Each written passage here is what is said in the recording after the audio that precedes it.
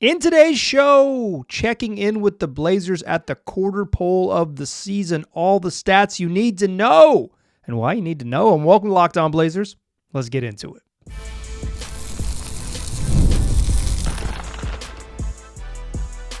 You are Locked On Trailblazers, your daily Portland Trailblazers podcast, part of the Locked On Podcast Network. Your team every day. What up, world? It's your past first point guard and Trailblazers reporter Mike Richmond. You are listening to another episode of Locked On Blazers, part of the Locked On Podcast Network, available wherever you get podcasts and also on YouTube. Thanks for making this show your first listen, coming at you each and every weekday, Monday through Friday. So make it a part of your daily routine. Make it your first listen. Tell your friends to do the same. As Locked On Blazers, your team every day. In today's show, as promised, if you are an everydayer and you listened to yesterday's program, and I'm sure you are, shout out to my everydayers. Many of you are, and I really did sincerely appreciate you. I teased that I was going to have like a little quarter season check-in today with the stats you need to know about the Blazers through the first quarter of the season. Technically, we're like 26% of the way in, 25 round up to 26 pretty cleanly, but we're past the quarter pole. 75% of the season remains 74 if you really want to get pedantic, and I know you do, dear listener. So let's check in, stats you need to know, where the team stands, and the telling numbers for the first quarter of the season. The Blazers are 8-13. According to Clean the Glass, which is my preferred database for this, preferred resource for this, because they filter out garbage time. The Blazers are 27th in offense, 20th in defense, and have the 27th best net rating in the league. They're 8-13. Clean Glass says by their statistical profile, they've probably won 2 more games than they should have, but you don't have to give them back based on the stats. You just get to keep those wins and enjoy them. I want to give a little caveat here. I think when you get to the 20-game mark, we're 21 games into this thing, I think there are some numbers that are meaningful, like how a team plays, like, their pace and their number of three-pointers they attempt. That's probably about right after 20 games. Like, you have a sense of who they are. The offensive and defensive ratings for teams, they're about in the right range. They're not set in stone by any means, but for individual players, it's still a really small sample size when you're talking about like a number of shots this dude has made, and I'll illustrate that here in the first segment. I want to start here talking Deni Avdija, because boy, has he had a tale of 2 halves of this quarter. A tale of 2/8. I should have gone with a tale of 2/8. Hey, what are you going to do? We'll try it again next time. I looked up a bunch of numbers and I missed a numbers joke for this one. Deni Avdija started the first 10 games of the season, and he averaged 9.9 points, 6 boards, and 2.9 assists, and was really just shooting bricks. 36.8% from the field, including 18.8% from 3 and 76% from the free throw line. He shot 6 for 32 from 3 in those first 10 games. In the starting lineup didn't work. Chauncey Billups moved him out of the starting lineup, so this isn't a thing that's going to work for us. It's hard to play a big minute lineup that just sucks, and that lineup sucked. It just wasn't. It seems like it would make sense. Functionally, it didn't make much sense. Some of it is Denny just like was not playing very well, and some of it was probably just like fit stuff. So Denny moves to the bench, not permanently. Over the next 11 games, he started some. He's come off the bench a little bit. In fact, he started next to Monty Kamara and Deni Avdija and DeAndre Ayton. I think guys who was like, okay, maybe playing him with a bunch of like other non-shooters is the problem, but he's been a lot better. In the next 11 games, after averaging 9, 6, and 3, he's up to 13.5, 6.2 points, and 3.5 assists, averaging basically 4 more points and a half more assist per game. But really, it's the shooting numbers: 43.6% from the floor, including 41%. That's 40.8% from 3 and 82.9%, 83% from the free throw line. He was 6 for 32 from 3 in those first 10 games. He's 20 of 49 over the next 11. Some of this is shooting splits, just like any 10-game sample versus rolling next 10-game sample is like guys are going to be up and down. Some of it is like positive reinforcement because he shot more, right? Like so the volume goes up. He's probably not a 40% three-point shooter. He's probably not a 19% three-point shooter. His career average coming into the season was in the low 30s. I bet that's where he settles again, which is right in the median of these two places. A lot of Denny's improvement is shot making, is 3-point shooting. Some of it is comfort. I actually talked to Denny a lot about this, and I'll share this on tomorrow's show about his adjustment to this team, about what it's like to adjust to a new city and a new team and a new system and a new coach and new teammates and all those things. I talked to him and Chauncey Billups about that, and I plan on sharing it on tomorrow's show after the Blazers play the Clippers. But I will leave you with this. Denny has gotten a lot better. Some of that a lot better has just been ball go in. He shot the ball better. If you're a long time listener to the show, you know that I think that one of the things we get caught up in when we watch the game is just ball go in. Oh, it's working now because the basketball went in the net. And I do think that's part of the key, is like shooting 19% from three is like literally untenable. I think he's taking better shots now too. Denny has played good defense all year long. He's been a good playmaker all year long, but he's the number you need to know is that he's still leaving it. He's still leaving it out there. There is more for Denny to clean up and get significantly better. Through the first 10 games of the season, Deni Avdija shot 19 of 34 at the rim, according to Clean the Glass. That's 56%. That's bad. It's bad.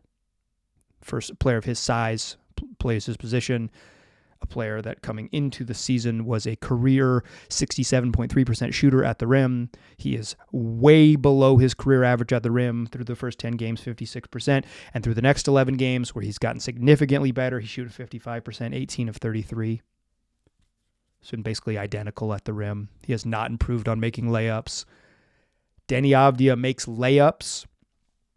The 3-point shooting comes back to normal. He's going to make less jumpers and more layups and look better. I'm telling you, Denny is leaving points on the board right now. He's leaving points on the board. There's more to his game than we have seen. And I think most of this stretch has been that he has shot the ball probably a little bit better than he typically would. And when the finishing comes around, he's going to be even better. Denny has found his rhythm, and once he finds his layup package, there is more meat on the bone for Denny to easily. There's low hanging fruit. Layups are low hanging fruit. Like he can go get these right off the tree and make it happen. Numbers you need to know for Denny. How about some numbers you need to know for Shaedon Sharpe? Cut the pull-ups, dude. You gotta cut the pull-ups. Shaedon Sharpe, I've mentioned this in the past. Shout out to my everydayers, you've heard me say this. I think the highest high-end outcomes for Shaedon Sharpe likely hinges on his ability to make three-pointers.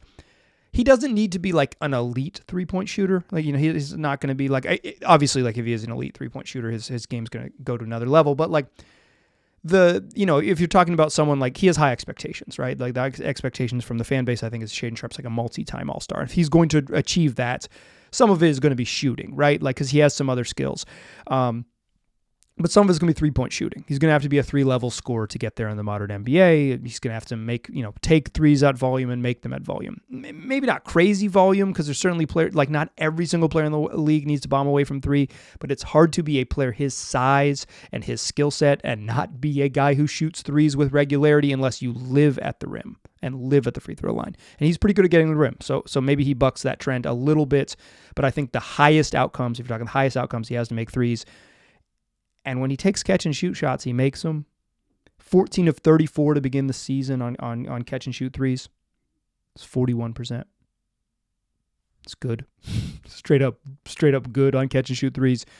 Get your feet set, catch it, shoot shots that are open. Catch and shoot shots are generally more open. They're generally easier. Everyone generally shoots better on these. These are better shots. And he shoots 41%. The problem is that he's taken 47 pull-up three-pointers this year. He's 9 of 47 on pull-up threes, 19.1%, according to NBA.com. Yikes, dude. Yikes. I don't think you can totally cut them out, but for Shaedon Sharpe, he can shoot a lot less. He still probably has to shoot some. It's just the nature of what he gets asked to do. Go create some offense for your basketball team. He's going to have to shoot some of them. But when you're under 20% on shots and you've taken 50 of them, you might need to chill. He's got to chill on those. I actually think the worst part of Shaedon Sharpe's game is still his defense. I'm not super worried about the offensive package right now. I know that he hasn't like hit the highest of highs again after some really nice games when he first returned from an early season injury. But like, you watch him play, and if he gets to his spots, particularly in the mid-range, and he's getting himself to the rim, and he's got to the free throw line with some regularity, it's like I'm not super worried. He's still kind of figuring out that pacing and all of that stuff. And I think there's been some aggression moments when other players when his teammates have been aggressive and he hasn't, and I think he'll that's a growth area for him. But I'm not super worried about that. The defense is bad right now. That's the area I'm much more concerned for Shaedon Sharpe than this. But one easy way to make the offense continue to look better is change that shot diet a little bit and just cut down on some catch and shoot threes or on some pull up threes in favor of maybe some easier ones. He's a high volume long mid range guy and an above average shooter from the long mid range. It's just like he shoots 48% from those long beyond 14-foot 2-pointers. That's a tough diet to live on, shots that you make less than half of, right? That's a tough diet to live on in terms of efficiency. But if you're trading those in for shots you're shooting 20% on that are 2 steps back, the math is going to win there. Those 2-pointers are actually still more valuable. So he's going to need to sort of dial that one in. Real quick on the small sample size thing, I mentioned Deni Avdija's rim finishing. I meant to mention this in the Avdija section, but I'll go back to it real quick. If Denny Avdija had shot his career average from the rim, he's shooting 56% in his first 10 games, 55% in his next 10 games, 55% on the year. If he had shot his career average on shots at the rim this season, we're talking about 8 more made shots. We're talking about 16 points over the course of 21 games. For individuals, the sample size is still very, very small. A lot of high variance there. I think for the team stuff, a little more telling. Speaking of individuals, Delano Banton is a beast, an absolute beast. He is a statistical legend, but maybe not in the way you are thinking. Join me for some fun Delano Banton numbers in the second segment. We'll do that on the other side. First, though, let's talk Prize Picks. It's daily fantasy made easy. Here's how it works. It is super simple. It's the best place to get real money sports action with over 10 million members and billions with a B, billions of dollars in awarded winnings. Prize Picks has made daily fantasy sports accessible to all of y'all. You just pick more or less on at least 2 players for a shot to win up to 100 times your cash. Run your game all season with Prize Picks.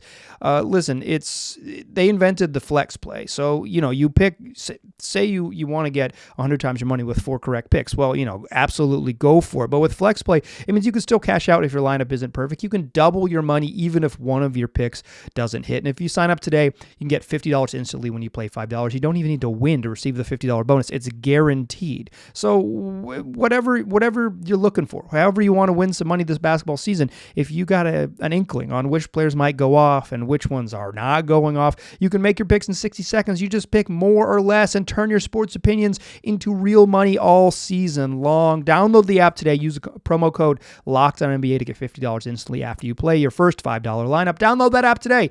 Use the code LOCKEDONNBA to get $50 instantly after you play your first $5 lineup. Prize Picks.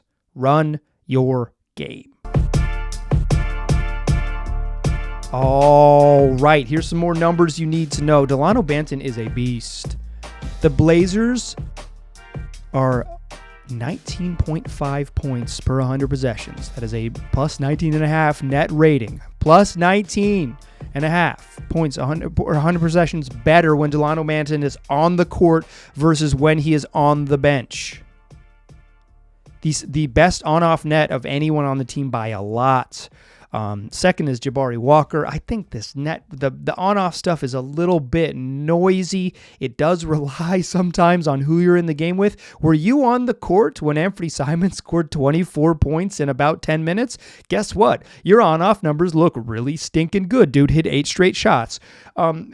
But over the course of 20 games, it's like the Blazers are always better when Delano Banton plays, and they're always worse when he sits. The offense is better when Delano Banton is on the court, and the defense is better when Delano Banton is on the court. But here's the thing about DB Hooper. He's not only hijacking the game and jumping out with the cash. Maybe he's jumping out with another minimum contract this summer. We will see.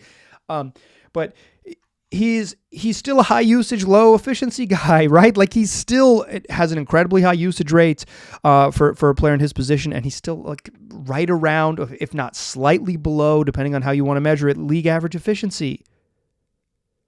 He gets a lot of shots up. That's his strength.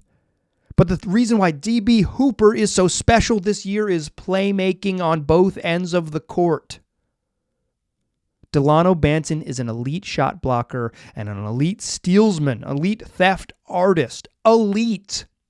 According to Clean the Glass, Delano Banton among players at his position, among wings, is in the 100th percentile, as in the best at his position, with a 2% block percentage. He blocks 2% of opponents' shot attempts when he's on the court. The best players in the league block like 5 and 6%. Donovan Clingan up above 6. He's a monster. So, like, big men, the Rob Williams, the Delano Bantons, the Kristaps Porzingis, the Victor Wembanyama's, like these, big, giant dudes who block shots. I'm mentioning Rob Williams among 3 guys who are above 7 feet, which was my point to add talk about the dudes who are 7'2" and some change, right? Like the giant people, right? They're blocking 5-6% of the shots available. DB Hooper blocking 2%, though, which is first, according to Clean Glass, among wings, 100th percentile, which means you're at the top of the top. Well, guess what? He also gets a steal on 2.8 of his opponent's possessions, a steal percentage of 2.8%, which is in the 98th percentile. Elite, an elite shot blocker, an elite theft artist. The defensive playmaking is what has made Delano Banton really good this year. I don't think he's a great, stay in front of your man, sit down in a stance defensive player, but he's long, he's active, and he gets in passing lanes, and he is competitive and interested in playing defense on that end, right? Like, he wants to get after it and defend. The best in the league in terms of steal percentage, Dyson Daniels for among wings. Dyson Daniels in Atlanta, 3.5%. Ty Jerome, who's classified as a wing, despite being a point guard sized, but when you play next to Donovan Mitchell and Darius Garland in Cleveland, maybe you have some sort of combo guardy roles, and Banton in that zone. Ty Jerome 3.2% and Delano Banton third in his position group, 2.8% steal percentage. An elite making plays. On the other ends, he turns the ball over a little bit, but his assist percentage is in the 95th percentile, assisting on almost 22% of his teammates' field goals. The playmaking is what has made Delano Banton special. You might see an uptick in shooting. You might see like a guy who can get to the rim, and certainly the Blazers need his unique skill set on offense. They don't have a lot of guys who you can give the ball to at the top of the key and say, go get a basket, and can attack and make plays and are willing to make plays. And Delano Banton is fearless. He gets shots up. Again, a super high usage, slightly low efficiency score, but the reason why the Blazers are killing in his minutes is the playmaking, the setting his teammates up and creating plays in that way, along with an uptick in shooting, and the defensive playmaking, blocking shots, getting steals. The Blazers are almost 20 points better per 100 possessions when he's on the court versus when he's on the bench. It's almost a 20-point swing per 100 possessions. That's just like a normalized number. You could call it 1.95 points per possession better if you really want to get into it. Basically a bucket better. Dude's hooping. Some other numbers to know, and this is some myth busting for you. I would put on my beret and shave a mustache, but I don't know how many of my listeners would even know the reference. Here's a thing I hear sometimes, and I've pushed back against it a bunch, but I wanted to look up the numbers, is that I think there's a lot of vitriol towards Anthony Simons with a certain portion of the fan base. It comes with just a long tenure. When a dude hangs around long enough, people get frustrated with him. I saw this happen a lot with the sort of late career CJ McCollum. As everyone's like, he actually sucks. Like, okay, come on. You're just tired of watching him. It's fine.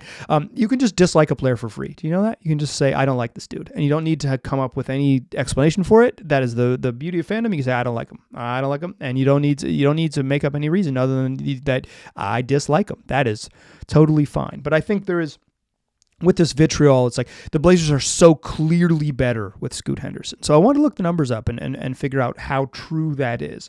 And it is true to some extent. The Blazers offense is a little better when it's just Scoot Henderson on the court without Anthony Simons. I'm looking up numbers with how the Blazers perform with Ant on the court without Scoot and Scoot on the court without Ant. Not the two of them together, not any like those type of things. Just one of those gentlemen on the court when the other one's on the bench. And I looked it up in two ways. One, I looked up offensive rating, defensive rating, and net rating because I think that at this point in the season, it's a better comparative tool. How does one player stack up against another one as opposed to sort of measuring it against the whole league? And the offense is a little better with Scoot. A 110 offensive rating for Scoot for the Blazers with Scoot on the court, and a 107 offensive rating for the Blazers with Anthony Simons on the court. But here's the number that really stands out to me. The Blazers are just straight up pretty good when Anthony Simons is on the court on defense. Their net rating of 111.3 is in the 73rd percentile according to Clean Glass of all lineups. They're a straight up well above average defensive team with Ant on the court. With Scoot on the court, a 118 defensive rating. They're bad. Scoot Henderson has some defensive skills when the ball is right in front of him. He is a really bad team defender right now in his career, and that seems to be sticking out. I think it is problematic that the Blazers aren't significantly better with Anthony Simons. In theory, a much better individual offensive player than Scoot on the court right so far. But some of that is I think Ant just was horrendous to begin this season. I think it might flatten out a little bit, and we'll see some sort of calmness to the numbers as over the next 10 or 15 games. But in general, the Blazers' offense have been a little bit better with Scoot and a little bit worse with Ant, and the defense has been significantly better with Ant and significantly worse with Scoot. I also looked up shot quality, both the opponent shot quality and the Blazers' shot quality when just Anthony Simons or just Scoot Henderson is on the court. And the Blazers produce a slightly better shot quality, which is measuring the who takes shots relative to the defenders and the location of where the shots are taken on the court. This is from pbpstats.com. Shout out to the many websites I use to research for this show. The Blazers get a slightly better shot quality with Scoot Henderson on the court, where an Ant sense, and their defenders or their opponents also get slightly better shot quality. It's just true across all the efficiency stats, is that the offense is a little better with Scoot and the defense is a little worse with him. And that's the truth. And then you look at overall net rating. The Blazers, with just Anthony Simons on the court and no Scoot Henderson, have been outscored by their opponents by 4.3 points per 100 possessions. That's a minus 4.3 net rating. With Scoot on the court and Ant on the bench, the Blazers have been outscored by 7.3 points per 100 possessions. That's a minus 7.3 net rating. The Blazers are better when Anthony Simons plays. The Blazers are better than when Anthony Simons plays.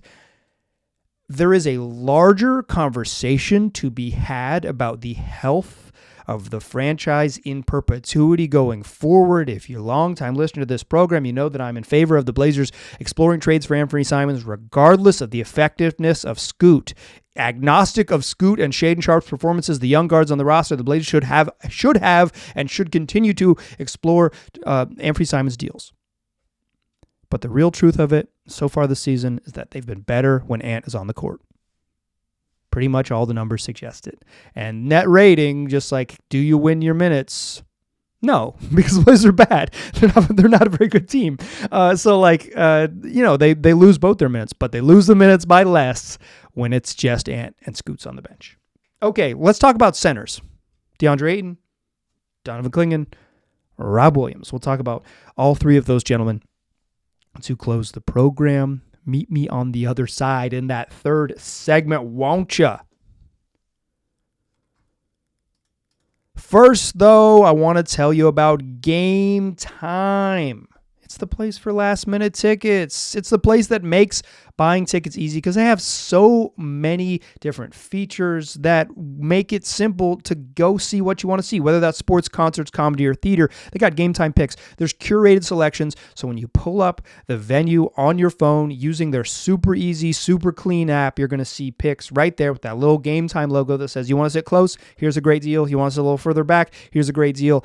All of it right there, easy for you. Plus, you can view your seats right before you buy, so you can get a panoramic view from your seat in the app before you make any purchases. And they got the lowest price guarantee, event cancellation protection, and even some protections where, say you can't afford the ticket, you lose your job. They got ticket coverage, the most flexible customer service policy in the ticketing industry. So take the guesswork out of buying tickets. with Game Time. Download the Game Time app, create an account, and use the code LOCKEDONNBA for $20 off your first purchase. Terms apply. Again, create an account and use that redemption code LOCKEDONNBA. That's LOCKEDONNBA for $20 off. Download Game Time today. What time is it? Game time. Today's show is also brought to you by BetterHelp. Listen, it is cozy season. We've entered winter. It's dark here in Portland by like 4:35. So you might be finding yourself wrapping yourself in a blanket, pouring yourself a hot cup of hot chocolate, a little cocoa in your mug, or watching a movie with some of your family or loved ones. That might be the coziest way you can spend your days. But therapy is also a great way to bring yourself comfort. And it's something that never goes away even when the seasons change. If you're thinking about starting therapy, give BetterHelp a try. It's entirely online, designed to be convenient, flexible, and suited to your schedule. You just fill out a brief questionnaire, and you're going to get matched with a licensed therapist, and then you can switch therapists anytime for no additional charge. Find comfort this December with BetterHelp. Visit BetterHelp.com/LockedOnNBA today to get 10% off your first month. That's BetterHelp, HELP.com/LockedOnNBA. Still a Bass first point guard. I'm still Mike Richmond, and you are still listening to Locked On Blazers. We're talking numbers to know. Here's some numbers to know. The Blazers have 3 centers. Playing them together definitively doesn't work, and some of the mix and match stuff has left me wondering who's the most effective, right? Because I think they all bring a little bit different things. Donovan Clingan is gigantic. He's pretty limited on offense. I think in theory I thought he would be a better passer. Like in theory, he's supposed to be a better passer. That hasn't really come into play too much in the league. So you get defense and you get sheer size. Rob Williams, I think, is the best connective player on the team in terms of offense. I think he's the Blazers' probably best overall defender, but he's not as big as Clingan, so you lose a little bit of the rebounding, and you lose a little bit just like the sheer size, although I think he's probably a better overall defender. And Ayton is just clearly the Blazers' best offensive center, right? So when you're mixing and matching and choosing all these things, it's like, what do you need in this moment that's going to help you? And I've said a bunch of times on the show that I think Rob Williams is just very clearly, when he's available, the Blazers' best big man. And I stand by that. I think watching the games, what he does as a connective player, like while he's limited in his own individual offense, what he does for the offense is the most helpful of the Blazers' bigs. And I think Ayton really struggled to begin the season, and he's been better recently. So maybe like eventually that pendulum swings a little bit. It's like, well, he's enough better on offense that it's actually a real debate. But right now, it's like, to me, if Rob Williams could play a little bit more, and he's going to miss his 4th straight game on Tuesday against the Clippers, as the Blazers as the Blazers look to clinch a spot in the NBA Cup, although it's pretty unlikely because it hinges on Utah beating the Oklahoma City Thunder. That's a tough one, and the Blazers winning by lots, but starts with that Utah win. But no Rob Williams in that game. He's going to miss his 4th straight game as he deals with complications of a concussion and works through the concussion protocol. But I wanted to look up, in the same way they kind of looked up the Anthony Simons and Scoot Henderson stuff, what are the Blazers' stats with each center on the court? I want to start with this. Ayton has played more minutes by himself on the court than Clingan and Rob Williams combined. So some of this is small sample size theater, right? I think your eyeballs, like, everyone's eyeballs are a little bit different, but to my eyeballs, Rob Williams has been the Blazers' best big man. That's pretty obvious. Your eyeballs might be seeing something different, and I think disagreement is healthy, although you're probably not going to convince me otherwise, but I do just celebrate your right to disagree with things that I say here on the program. But like factually, Rob Williams has played 250 possessions, according to Clean the Glass, as the lone center on the court, and DeAndre Ayton's played 886. So we're talking nearly 4x. Like he's just played a lot more minutes. And the Blazers are their best on offense when DeAndre Ayton is on the court. They're best on offense when DeAndre Ayton is on the court. They're their worst on offense. And when I say on the court here, I'm talking the lone center. Only Ayton, only Clingan, only Rob Will. So when it's only Ayton, the Blazers offense is the best. When it's only Donovan Clingan, the Blazers offense is the worst. And I think your eyeballs see that, right? Like Clingan is really limited on offense. DeAndre Ayton does what he does, but he's money from the mid-range, right? And I think he had a really nice rolling to the rim game on Friday. Really, really, really solid getting himself to the rim. Took 6 free throws in that game, one of his best games of the year, probably for my money, his best game of the year. And Rob is right in the middle of those two gentlemen in terms of the Blazers' offensive rating as points scored per 100 possessions when it's just Rob as the lone center on the court. But the other side of the ball matters too. And for me, and this is probably a personal preference in terms of value, I think centers are most important value that they're going to bring is on the defensive end. Not that centers shouldn't score, right? Like everyone on the court is going to need a little bit of offense at some points, or they're going to need to be like Kevon Looney, who has like a very specific role and a very specific offense. Is like, yeah, Kevon Looney kills it. Like, and the advanced numbers still suggest that my man Loon kills it, but very specific role, very specific team, very like aircraft carrier stuff. Like he knows how to get the jet planes where they need to go. In this case, I guess it's just one jet plane left. But I value defense. I really do for centers. I really value it. The way I value sort of like defensive attention for primary offensive creators, like can you create advantages and create situations where you draw attention. I value defense for centers. That to me, that is the most valuable thing that they bring.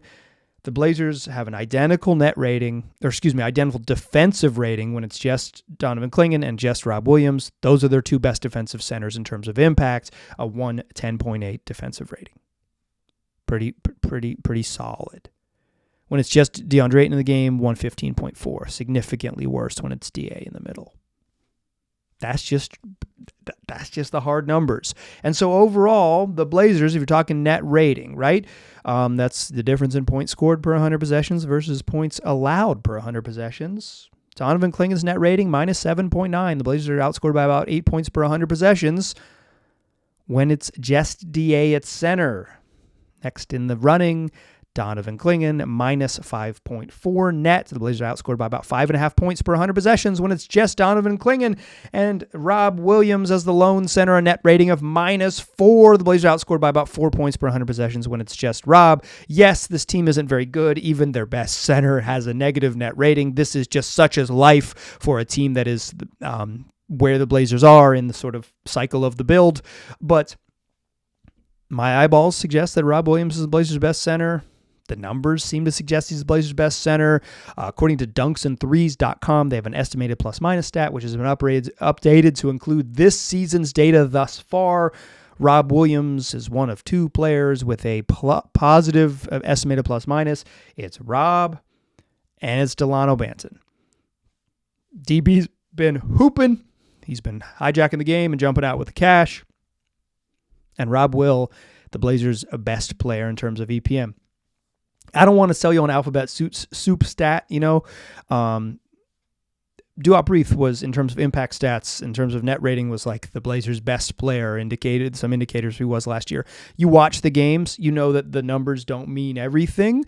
And I don't want to sell you on the numbers not meaning everything. I'm someone who watches every minute of the dang games. I try to learn more about what I am seeing, help my better understand what I'm seeing, whether it confirms what I'm seeing or says, no, you're just straight up wrong. Like the Blazers' offense is better with Scoot Henderson than it is with Anthony Simons. Dummy. Like, well, I think there's some truth to that. The Scoot connects the offense a little bit better, but I think so. I don't want to sell you on the numbers being the end all be all of these things, but I think we are starting to get some indication, albeit with some obvious small sample caveats. That's your quarter poll check-in. Blazers Tuesday night, they play the Clippers in a cup game. They need to win and also have a couple other teams win, including the Jazz and OKC. If it comes down to it, I'll explain how the Blazers made it and got their tiebreakers they needed to advance in the NBA Cup. But for now, we'll just say, like, I'm not going to be going to FanDuel and betting on the Jazz to win against the Thunder. Apologies to Will Hardy. Don't call him any more timeouts late in the game, my dude. That's going to do it for today's program. Tomorrow's show, We will recap that game against the Clippers, and I will tell you, do a little reporting from inside the arena, my conversations with Deni Avdija and some questions I asked Chauncey Billups about Denny's adjustment to the lineup. You're not going to want to miss that one. That's why we do 5 days a week wherever you get podcasts and also on YouTube. Tell your friends about the program. I appreciate you listening. I'll talk to you soon.